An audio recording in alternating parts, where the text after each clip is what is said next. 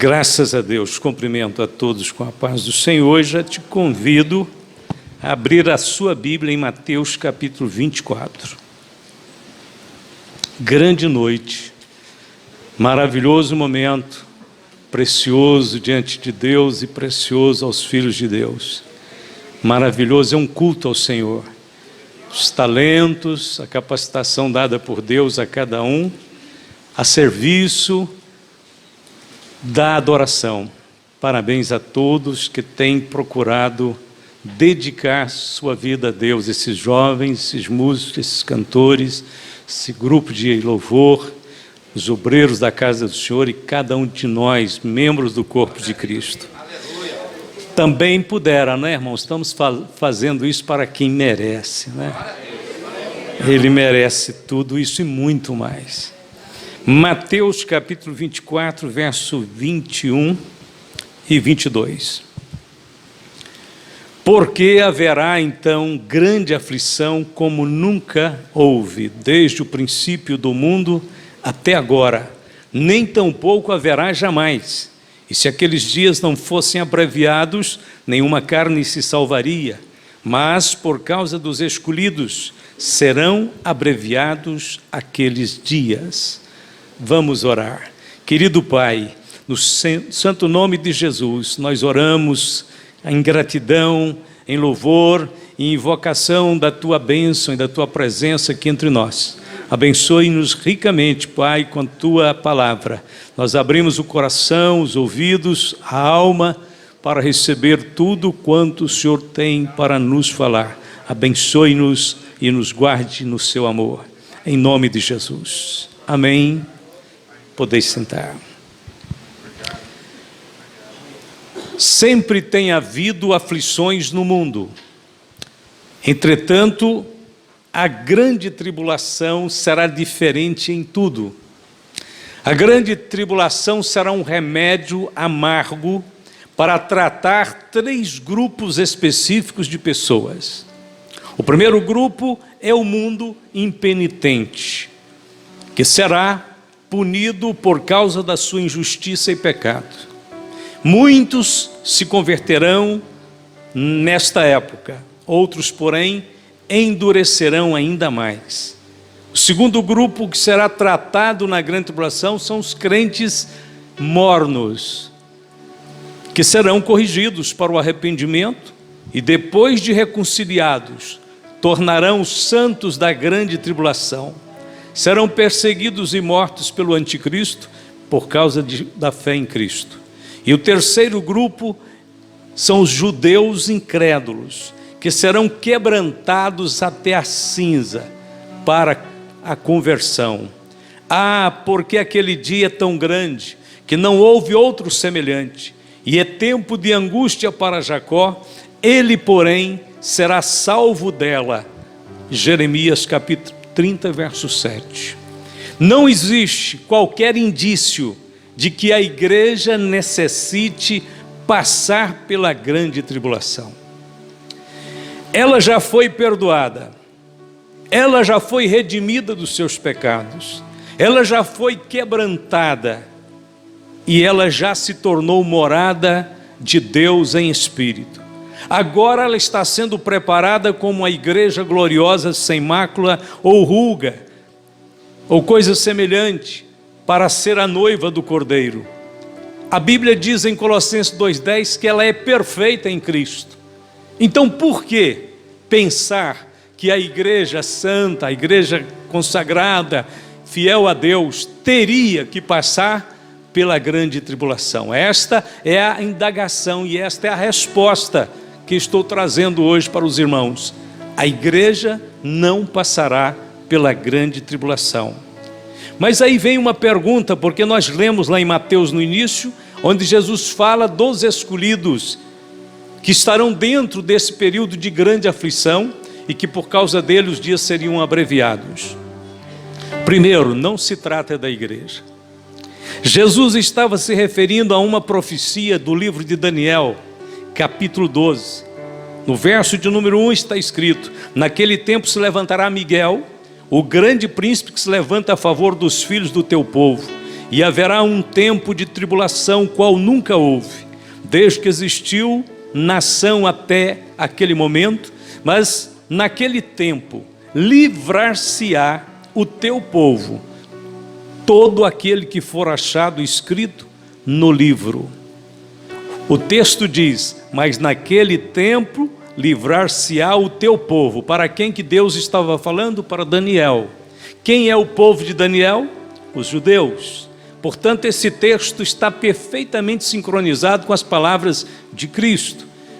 Os escolhidos, então, que Jesus se refere, são judeus, que serão livrados do extermínio, da destruição, porque não é mais surpresa para o mundo inteiro de que há milhares de árabes coligados planejando o extermínio de Israel. Então, a coisa mais certa que vai acontecer nesse futuro próximo é uma coligação internacional de nações poderosas para destruírem Israel, para exterminar Israel. Nesse tempo, então, a igreja do Senhor não estará mais aqui. Os judeus, sim, esses estarão.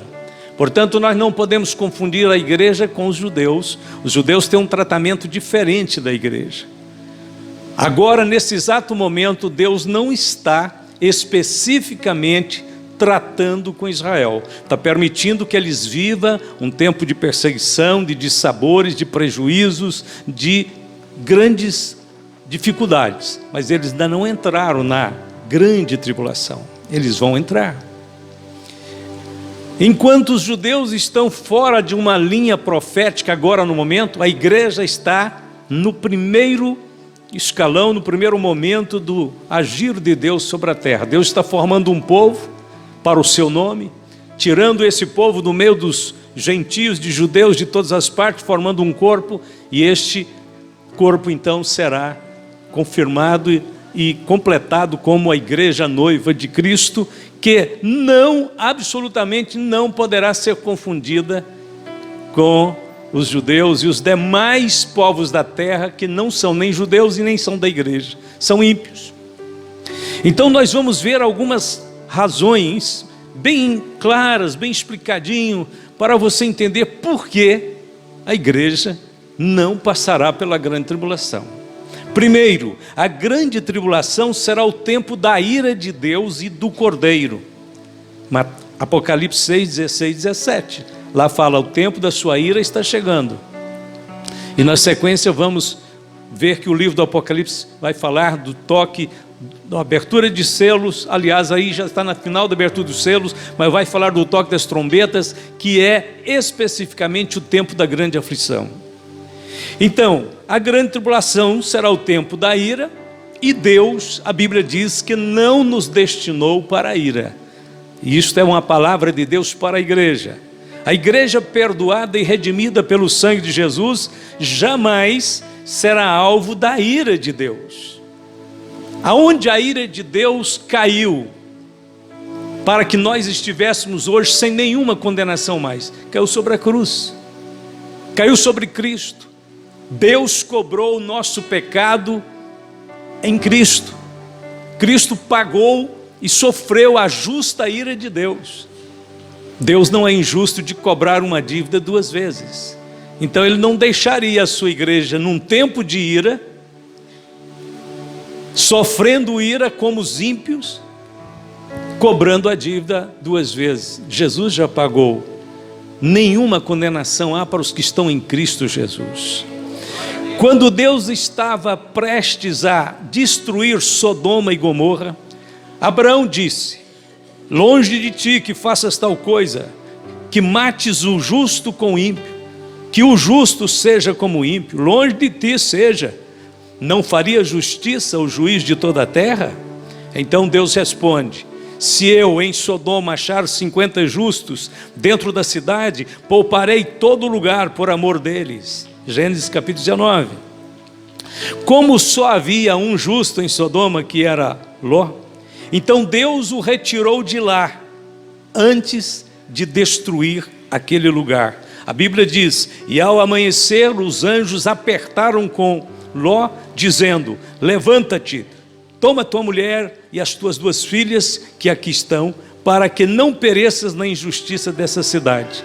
Ele, porém, demorava-se, e aqueles varões lhe pegaram pela mão, e pela mão de sua mulher, pela mão de suas 2 filhas, sendo-lhe o Senhor misericordioso, e tiraram-no e puseram-no fora da cidade.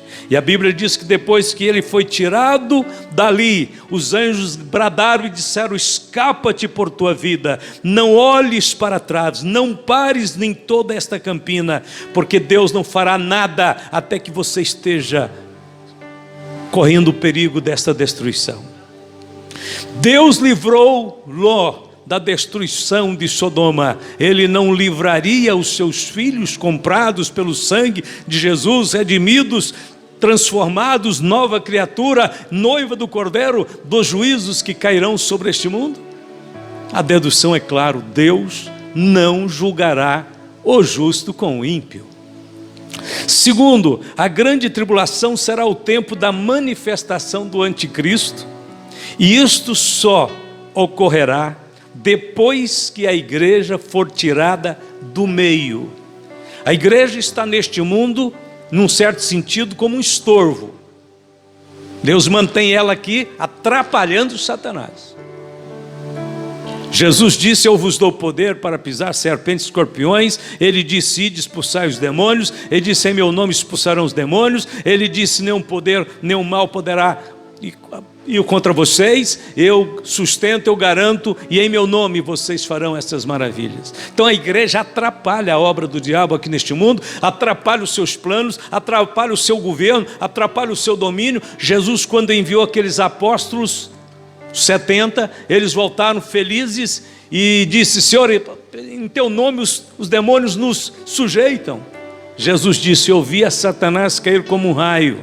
Ou seja, a igreja faz Satanás cair, a igreja vence Satanás, a igreja derrota Satanás. Aqui em muitas frentes de batalhas, em todas as frentes de batalha, aliás, a igreja está fazendo o diabo cair, Satanás cair, seus demônios caírem.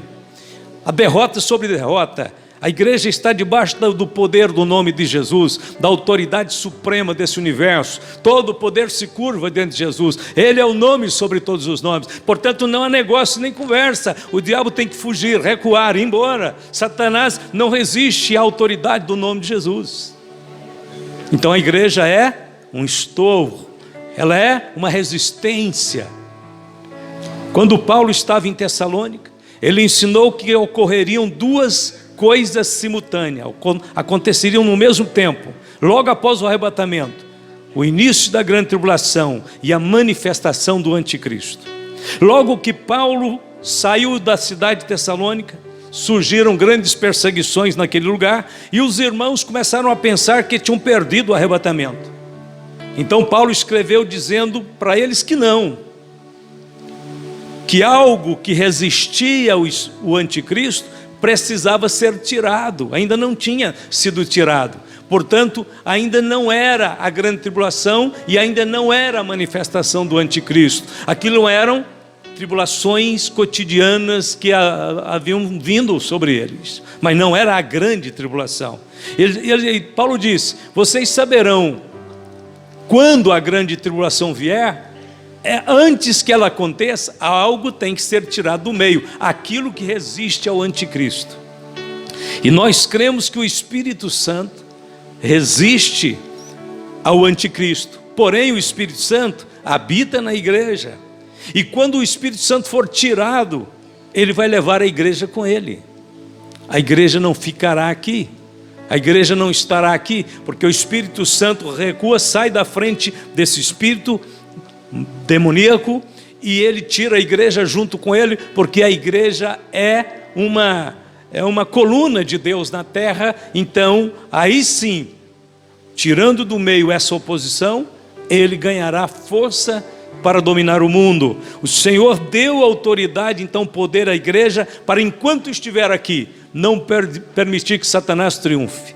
Suas obras continuarão sendo feitas no meio dos ímpios, a sociedade cheia de impiedade e de pecado, vai abrir um espaço para ele, mas a igreja vai atrás, e a Bíblia diz que as portas do inferno não podem prevalecer. Aonde a igreja propor ir, ela vai. Aonde a igreja propor entrar, ela entra. Ah, mas ali é um reduto de Satanás. As portas do inferno não prevalecem. A igreja determinar que vai entrar numa determinada região, num determinado lar, para ajudar uma família, para libertar uma vida, ela vai pelo poder do nome de Jesus. Eis que vos dou poder para pisar serpentes e escorpiões, toda a força do inimigo, e nada vos fará dano algum. Lucas 10, 18, 19. Portanto, não existe convivência então entre a igreja e o anticristo. Ou a igreja fica aqui e o anticristo nunca entra, ou a igreja é tirada e ele então terá a permissão para entrar. E a Bíblia diz que ele terá essa permissão, porém a igreja tem que sair primeiro do meio.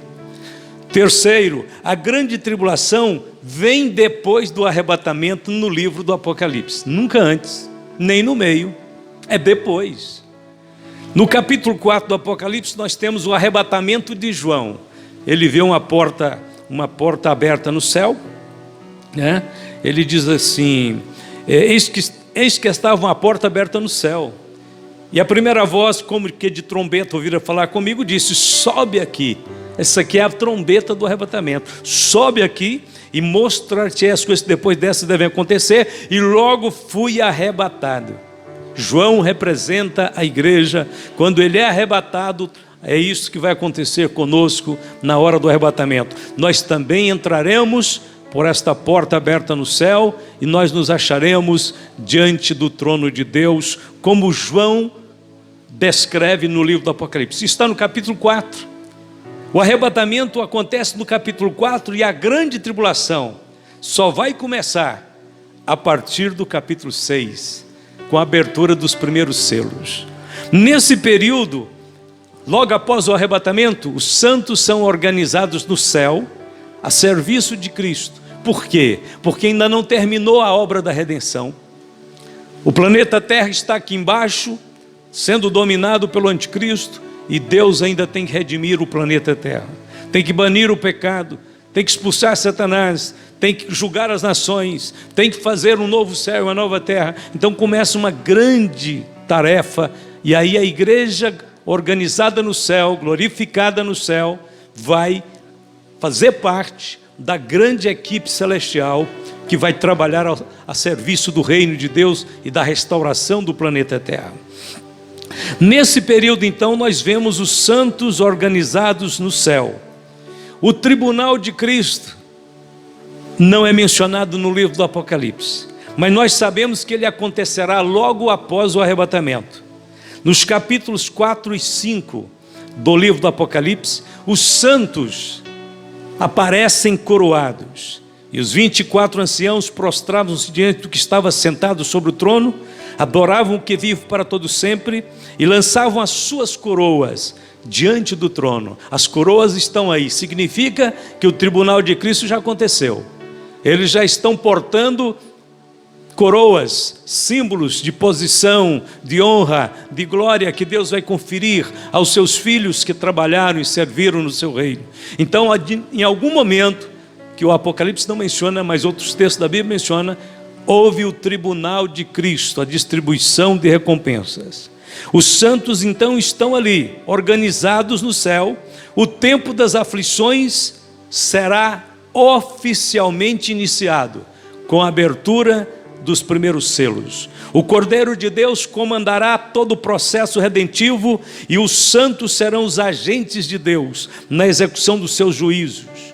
Um salmo lindo da Bíblia registra: exultem os santos na glória, cantem de alegria no seu leito, estejam na sua garganta os altos louvores de Deus, e espada de 2 fios nas suas mãos, para tomarem vingança das nações e darem repreensões aos povos, para prenderem os seus reis com cadeias e seus nobres com grilhões de ferro, para fazerem neles o juízo escrito. Esta honra tê-la-ão todos os santos, louvai ao Senhor. Salmo 149, versos 5 até o 9. Os os próximos 3 anos e meio, após o arrebatamento, serão para tratar, para concluir a dispensação da graça para os gentios. Você diz, mas a dispensação da graça não termina com o arrebatamento? Não. Termina a era da igreja. Porque a graça, o trabalho de Deus, segundo a sua graça, ainda vai se estender mais alguns dias, 3 anos e meio. Como nós sabemos disso? Nesse tempo, logo após o arrebatamento, quando milhões de pessoas vão voltar para o Evangelho em desespero, pelo desaparecimento de milhões de pessoas deste mundo, misteriosamente cumprindo a palavra de Deus, que dois estarão numa cama, um será levado, outro deixado. Quando as pessoas acordarem e perceberem que em todas as partes do mundo desapareceram pessoas, então aqueles que já conhecem o Evangelho voltarão em desespero para buscar a misericórdia e o perdão de Deus, encherão templos, pedirão misericórdia, irão atrás de pessoas para liderá-las, para ler a Bíblia com elas. Porém, é claro, já terá entrado um novo tempo de grandes aflições. Mas mesmo assim, essas pessoas voltarão, porque elas saberão que é melhor morrer com a fé em Cristo do que morrerem e perderem a sua alma. Então milhões voltarão. Quando a Bíblia fala no capítulo 7 do Apocalipse, com a multidão incontável apresenta-se no céu, aquela multidão é o resultado da conversão dos milhares após o arrebatamento. Eles estarão no céu porque foram mortos, perseguidos na terra. Eles estarão lá, a Bíblia diz, porque lavaram as suas vestes no sangue do Cordeiro e não amaram as suas vidas. Eles entregarão as suas vidas por causa de Cristo. Então, após o arrebatamento, os 3 primeiros anos e meio que vão suceder, vai se cumprir a oração de Abacuque, se cumprirá a oração de Abacuque. Ouvi, Senhor, a tua palavra e temi, aviva, ó Senhor, a tua obra no meio dos anos a notifica na ira. Já começou a ira. Lá no capítulo 6 do Apocalipse tinha falado que a ira estava chegando, agora chegou. Na ira, Senhor, lembra-te da misericórdia. Aí que nós entendemos que a graça ainda estará em operação. Misericórdia é sinônimo de graça, de amor. E por causa dessa graça e desse amor, haverá oportunidade para a reconciliação de milhões de pessoas, mesmo que eles terão que ser perseguidos e mortos. Bem, a dispensação da graça, então, só será oficialmente encerrada na abertura do 7º selo. Preste atenção, quando aqui termina a dispensação da graça, capítulo 8, verso 1 do Apocalipse. E havendo aberto o 7º selo, fez silêncio no céu quase por meia hora.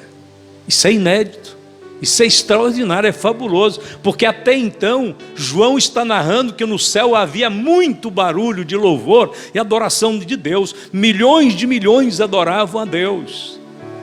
Mas quando se abre o 7º selo, que é onde o livro vai ficar aberto, o livro da redenção vai ficar aberto, onde Deus poderá então usar todos os meios para redimir o planeta Terra, porque a escritura da terra, o livro da redenção vai estar aberto. O Cordeiro de Deus, que era o único digno de abrir o livro, abriu. A Bíblia diz que para tudo no céu, aberto o 7º selo, há um silêncio. Como pode um lugar de profunda adoração, de louvores, de cânticos, de brados, de júbilo, silêncio total por quase meia hora? É porque algo muito solene está acontecendo. É porque algo que nunca, jamais ainda tinha acontecido, vai acontecer. O que é que está acontecendo?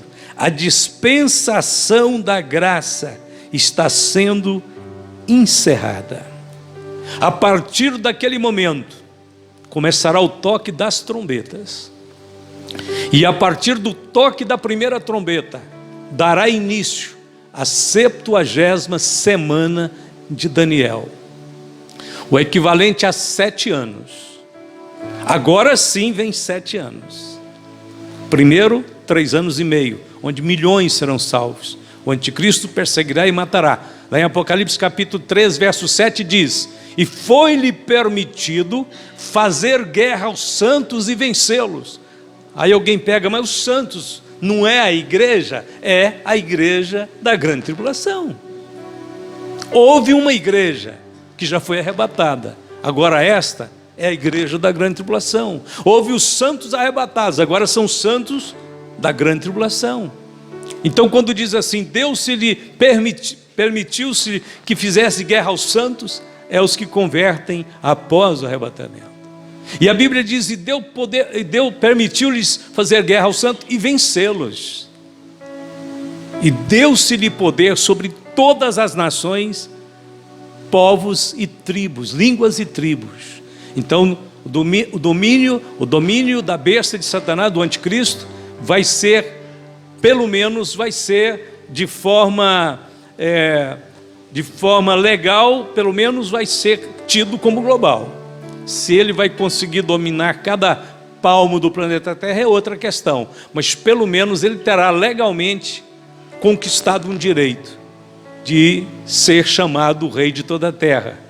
Jesus disse, eu vim em nome do Pai e vocês não me receberam, vem outro no próprio nome dele e vocês o receberão. Então a terra, a Bíblia diz, maravilhará após a besta, e vai dizer quem é semelhante à besta, e vai ser também permitido a esses povos blasfemarem de Deus nesse tempo. Começará então a 70ª semana de Daniel, período de 7 anos, que a Bíblia também divide em 2 partes, ou seja, 3 anos e meio, 3 anos e meio.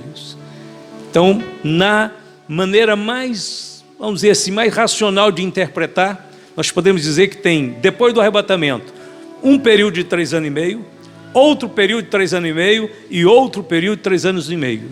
Os 2 períodos finais de 3 anos e meio formam 7 anos, é a 70ª semana de Daniel. O que é a 70ª semana de Daniel? São 7 anos que Deus está reservando para tratar especificamente com os judeus. Deus termina o trabalho dele com os gentios e ele se volta para os judeus, porque os judeus vão precisar agora de que Deus dedique o tempo só para eles, porque o mundo inteiro e a convulsão inteira do inferno e de Satanás vai se voltar contra eles. E Deus realmente vai começar agora a cuidar, trabalhar, fazer um tratamento com Israel para levar os remanescentes, os judeus daqueles dias, a uma conversão verdadeira e genuína a Jesus Cristo, que eles rejeitaram por tantos milênios, por tantos séculos. Então a 70ª semana de Daniel começará após o toque da primeira trombeta e seguirá até o final dos 7 anos, quando o Senhor vai encerrar toda a história. Este será o tempo da grande aflição. Na realidade, aquela aflição que Jesus fala, está encaixada nos últimos 3 anos e meio da semana de Daniel. Ali sim chega o auge, onde Jesus disse, se os dias não fossem abreviados, nenhuma carne se salvaria. Mas vamos seguir. A igreja não poderá estar na grande tribulação. Por quê? Porque a Bíblia diz que a grande tribulação é a hora da tentação que há de vir sobre todo mundo. E como guardaste a palavra da minha paciência, também eu te guardarei da hora da tentação que há de vir sobre todo mundo, para tentar os que habitam na terra. Apocalipse 3:10. O Senhor prometeu que guardaria a igreja de Filadélfia desta hora que há de vir sobre o mundo, mas não disse a mesma coisa para a igreja de Laodiceia. Laodiceia e Filadélfia correspondem às 2 vertentes cristãs do tempo próximo ao arrebatamento, às vésperas do arrebatamento. O grupo representado por Laodiceia é dos crentes mornos, aquele que não é nem frio nem quente, que Jesus disse, vomitar-te-ei da minha boca, ou seja, ficarão para trás. A igreja de Filadélfia, que Jesus disse que são aqueles que cumpriam a sua palavra, que Jesus disse que abriu uma porta para aquela igreja, era uma igreja missionária, pregava o evangelho, ganhava almas, cumpria o seu dever. Jesus disse, eu vou te guardar da hora que vem sobre o mundo inteiro para tentar todo mundo. Então Jesus está falando que há 2 vertentes cristãs no mundo, nas vésperas do arrebatamento. grande parte das pessoas que dizem professar a fé cristã não está totalmente comprometida com a palavra de Deus. São cristãos, mas nominais. Não são cristãos que dão a vida por Cristo. Não são cristãos que estão dispostos a sacrificar entretenimentos, diversões, passeios e outras coisas pela palavra de Deus. Ele tem o tempo para a igreja quando dá. Ele tem compromisso com a igreja quando é possível. E é medido, não adianta, não tem como escapar disso, mas a gente se mede a nossa consagração a Deus pela forma como a gente lida com as coisas de Deus que está na terra. Como é que eu lido com a Bíblia? Como é que eu lido com a igreja? Como é que eu lido com o culto? Como é que eu lido com a responsabilidade cristã dentro de uma cidade? Como é que eu lido com o meu cargo de pastor? Como é que eu lido com a minha tarefa de cantor, de adorador? Como é que eu lido com a minha função de obreiro? Eu só posso dizer que amo a Deus por meio da forma como eu lido com aquilo que Deus colocou para mim exercitar a minha fé e o meu trabalho a Ele. Estes ficarão de fora. Jesus disse: eu sei as tuas obras, que nem és frio nem quente. É aquela pessoa que diz: não, eu não sou um crente dedicado, mas eu não estou fora não. Eu gosto da palavra de Deus, é verdade. Minha mãe é crente mesmo, meu pai é uma bênção na igreja. Só eu que vou menos, mas eu creio. Ah, tá bom. Você é crente, você crê, mas você não é comprometido com Deus. Você não está disposto a colocar Deus em primeiro lugar. Não dá prioridade para o reino de Deus. Eu sei as tuas obras, que nem és frio nem quente. Tomara que foras frio ou quente. Assim, porque és morno e não és frio nem quente, vomitar-te-ei da minha boca. Deixar para fora, lançar fora.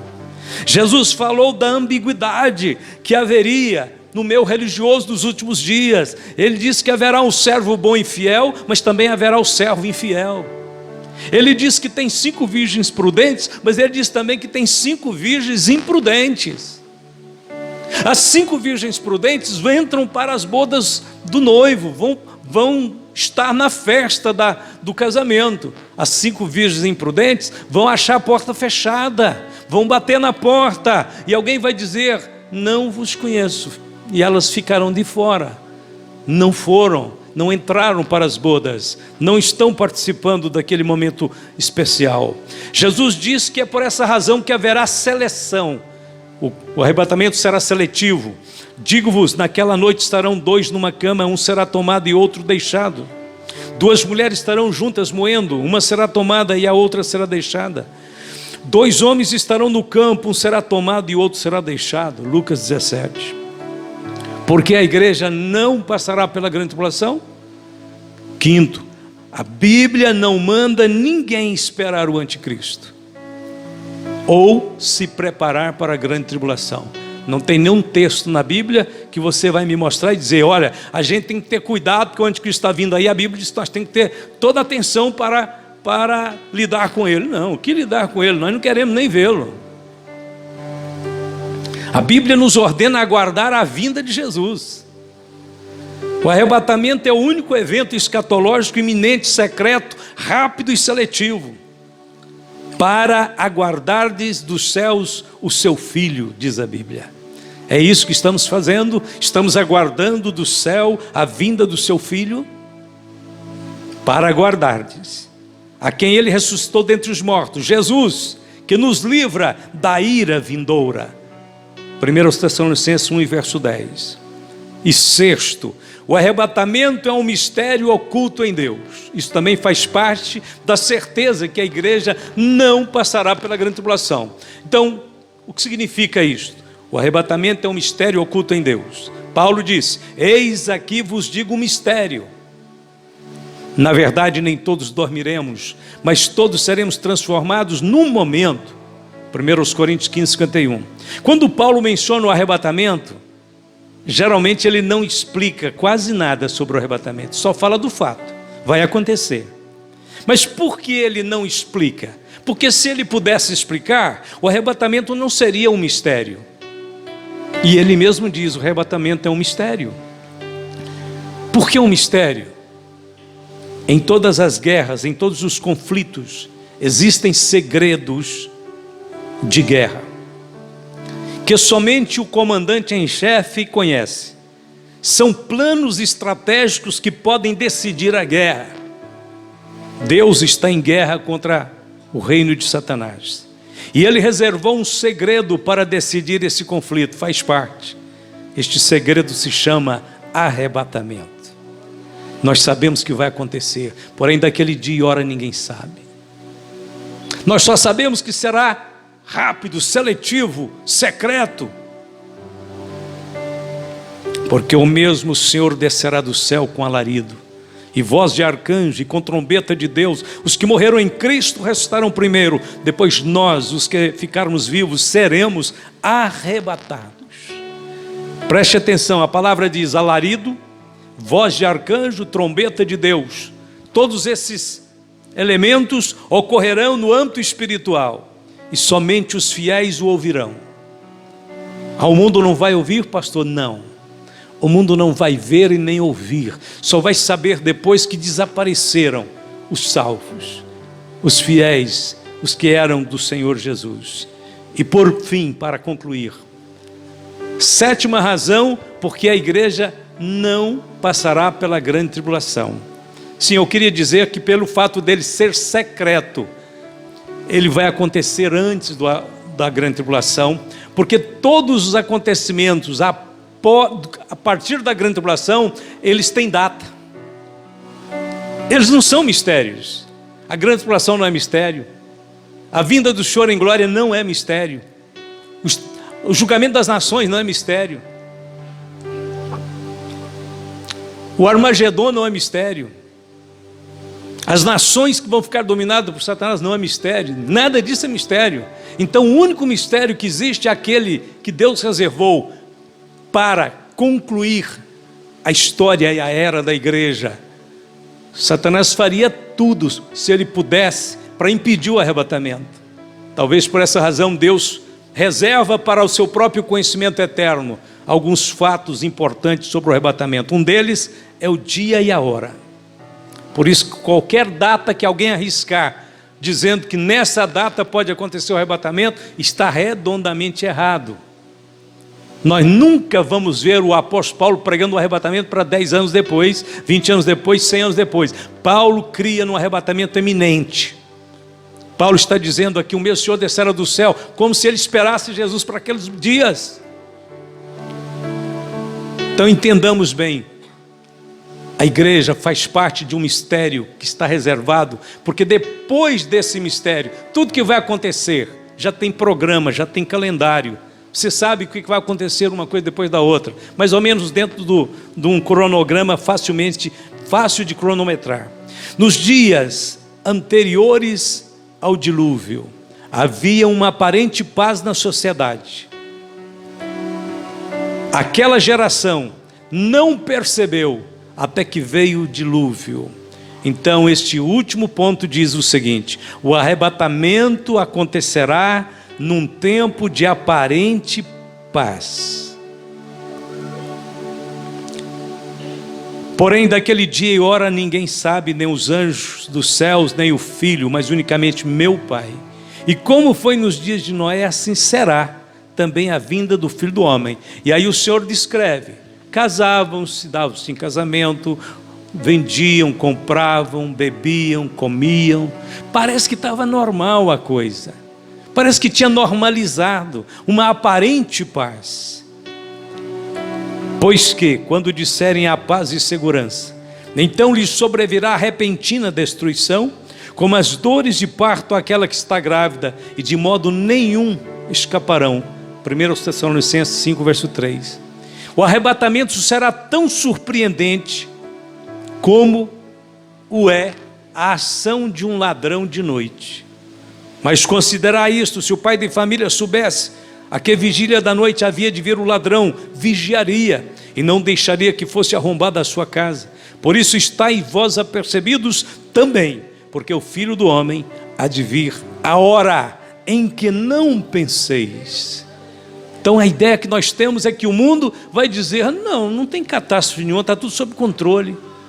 Não vem nenhuma iminência, nenhuma destruição iminente, nós não vamos ser surpreendidos por nada, vamos ficar tranquilos, vamos levar a vida normal, vamos tocar o barco, vamos esquecer desse negócio de religião, esses pregadores querem assustar a gente, só isso.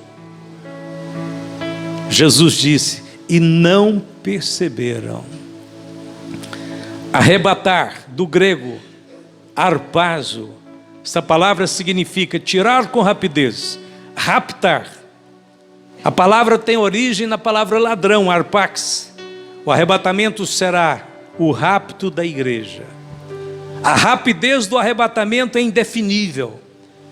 Paulo escreve, num momento, esse no momento aqui é um milésimo de um segundo. A palavra original quer dizer um segundo fracionado em 1000 partes, essa é a milésima parte. No momento, num abrir e fechar de olhos, ante a última trombeta, porque a trombeta soará, e os mortos estarão incorruptíveis, e nós seremos transformados. Como é que pode explicar um evento que vai afetar o mundo inteiro, os milhões de corpos sepultados, desintegrados na terra, gente que morreu no mar, gente que morreu nas florestas, gente que está nos cemitérios para toda parte, e os milhões de vivos? Como é que pode explicar em uma fração de segundos todos esses eventos, esses corpos, esses indivíduos serem levantados do pó da terra e os milhares de vivos serem tomados de ímpeto? Como é que pode isso? Qual a explicação para isso? Só tem uma explicação, é o poder de Deus em ação. Até hoje o mundo ainda não viu o poder de Deus, vai ver.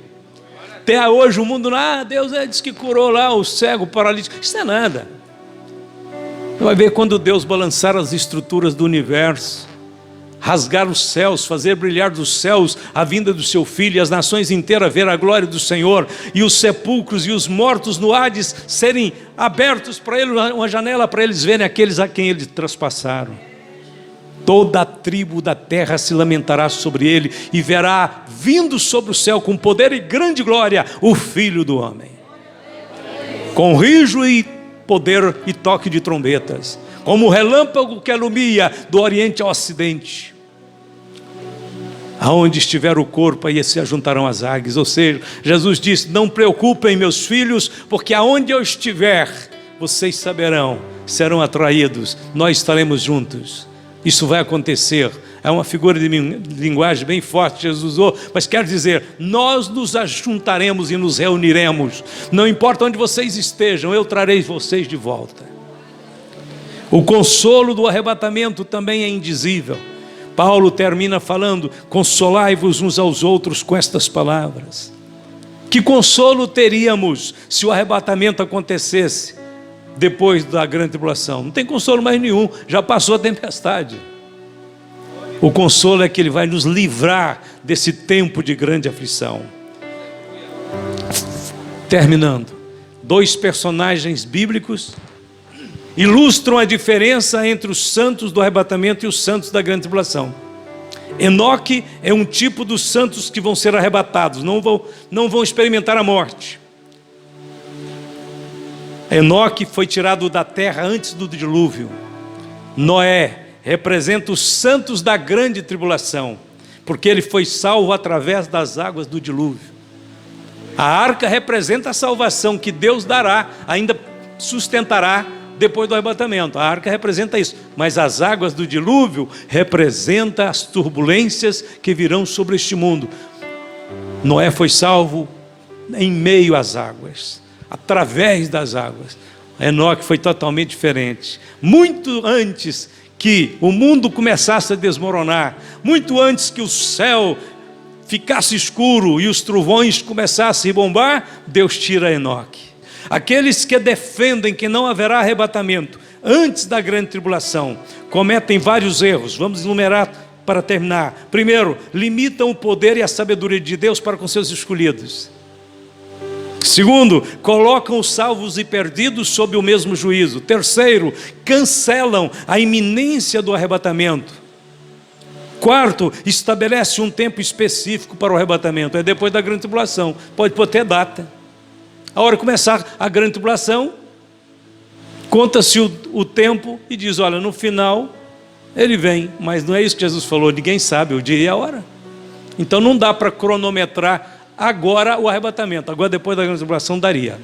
Então eles já erram também nisso. E quinto, creem que o arrebatamento vai demorar. É por conta dessa teoria de que crentes vão passar pela grande tribulação e só depois então Deus vai resolver o problema da igreja, é que eles pensam que Jesus vai demorar. E eles não se importam de ficar preparados.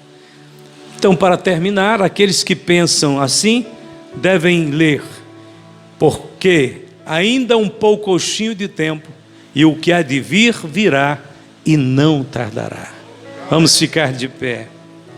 A oração da igreja nesses últimos dias é aquela do tempo apostólico, Maranata. Ora vem, Senhor Jesus. Nós não fomos destinados para a ira. Nós não estaremos neste mundo quando os montes começarem a desabar sobre os ímpios. Nós não estaremos aqui quando as estrelas começarem a cair do céu. Nós não vamos estar neste mundo quando o mundo tremer e os seus habitantes forem engolidos pela terra. Quando a cova se abrirá e quem escapar da cova não escapará do laço. Nós não vamos estar aqui quando o mundo vai cambalear como um ébrio. Nós não vamos estar aqui como quando esse planeta Terra será como a choça abandonada lá no meio de uma lavoura esquecida. Nós vamos estar em glória, os santos em glória, organizados no céu, com cânticos em seus lábios e espada aguda em suas mãos, para executar os juízos de Deus sobre a terra. Nós seremos agentes de Deus, o Senhor nos incluirá nesse projeto glorioso. Jesus disse: aquele que vencer, eu lhe darei poder para reger as nações. Nós estaremos com o Senhor nesse período, e quando Ele vier para estabelecer o seu reino na terra, nós reinaremos com Ele.